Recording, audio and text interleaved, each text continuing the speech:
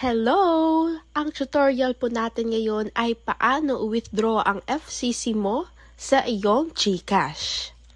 Ang gamit lang po natin dito ay Trust Wallet application at GCash application. Para ito sa lahat ng users ng mga GCash at Trust Wallet dyan, kaway-kaway. So, ito na, sisimulan na natin. Meron tayong sample wallet dito. Ito ay kay VIP Analisa. So, meron siyang 70,517 FCC coins. So, ang unang gagawin natin ay iswap natin ang FCC coins na yan. I-max na natin yan to Polygon. Agad naman lalabas ang price value nito. At pagkatapos niyan ay click mo lang ang continue kapag decided ka na sa presyo nito. So, pwede ka pong mag-decide kung i-stop mo lang muna para antayin mo tumaas pa or iswap mo na agad. After that, click mo lang yung confirm. Please note na every 5 seconds nagpapalit po ang kanyang quotation o price. So, ayan. So, nag-expire yung code quotation natin, kaya i-refresh natin and continue ulit and confirm. Kapag lumabas ang processing sa inyong screen, mag-antay lang po for a while hanggang matapos ang processing ng inyong transaction. Next is, i-click mo lang or mag-out ka lang dyan. Click mo yung X at puntahan natin ang home, kung saan makikita natin ang iyong Polygon. Ayan. Next is, pumunta ka naman sa iyong GCash applications. Ayan. Just click this View All Services and click the GCrypto button.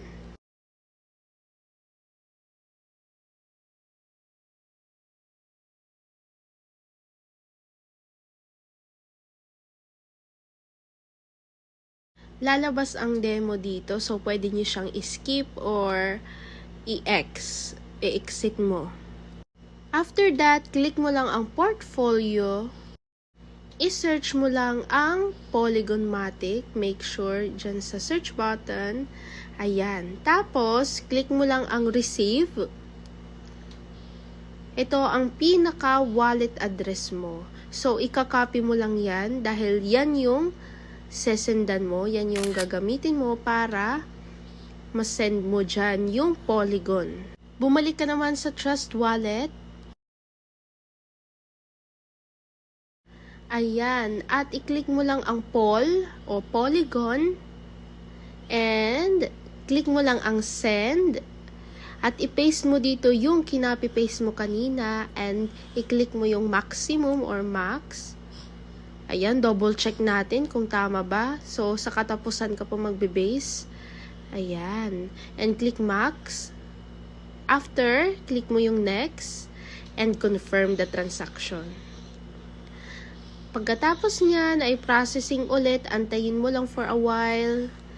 And i-exit mo siya. Ayun, ibig sabihin na send na. Bumalik ka sa GCash application mo at i-refresh mo lang at nandyan na yung Polygon mo. Mayroon kang 459 Polygon. 459 coins of Polygon. At ika-convert naman natin yan sa peso. After that, click mo lang yung sell button at i-type mo yung amount ng Polygon coins mo. And ayun, lalabas ang value niya kung magkano siya sa peso. And click mo lang yung sell poll at bibigyan ka ng 5 seconds or 3 seconds para mag-decide. Ayan, naging successful na ang inyong transaction. Nakalagay sa ating trading wallet ang 6,411 pesos. So, enter the amount para i-withdraw mo siya. So, 16,411. Click continue. At magsasend sila ng code sa iyong Gmail. Kaya importante verified ang iyong Gmail dito sa GCash. At kung hindi verified, palitan nyo po yan at kailangan ma-verify nyo po talaga yan. Kasi hindi po gagana ang inyong GCrypto. Hindi ko na ipapakita yung code pero dumating na siya at nag-verify na siya. Antayin lang. And ayan, successful na uli ang transaction. So, back to crypto wallet. Ayan. Bumalik ka na sa home kung saan mo nakikita kadalasan ng yung balance. So, ayan, lumabas na ang 16,000.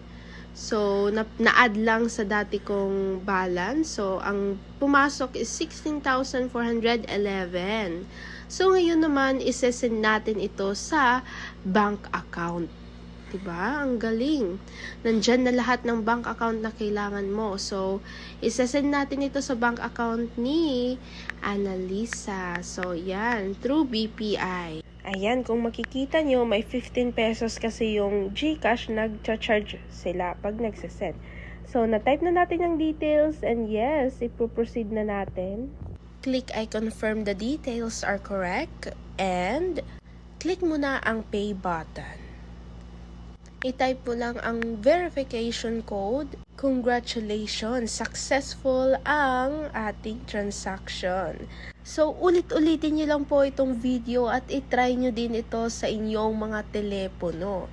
So, I'll see you on my next tutorial. I hope magaling ka na dito at napino na ang transaction to FCC papuntang GCash. Goodbye!